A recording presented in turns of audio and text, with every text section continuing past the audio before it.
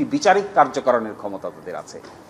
কোনো প্রশাসনিক সিদ্ধান্ত নিশ্চয়ই কোনো বিচারিক সিদ্ধান্তের উপরে প্রাধান্য পাবে না।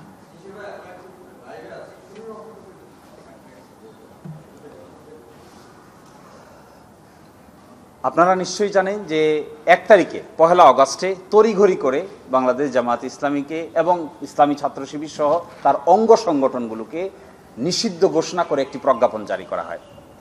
তার 4 দিন পরে তৎকালীন ফ্যাসিবাদী সরকারের পতন হয়, নতুন সার্কামস্টেন্সেস হয়।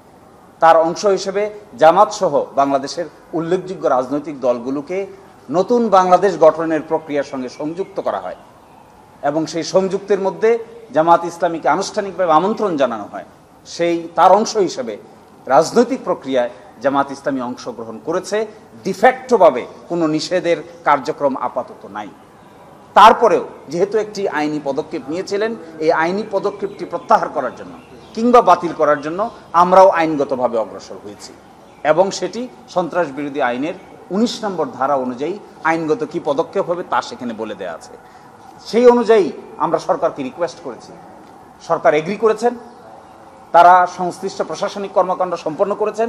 আমরা আশা করি আগামীকালকের মধ্যে অথবা দ্রুততম সময়ের মধ্যে এই ব্যাপারে তারা আরেকটি প্রজ্ঞাপন জারি করে আগের এই প্রজ্ঞাপনটিকে বাতিল ঘোষণা করবেন।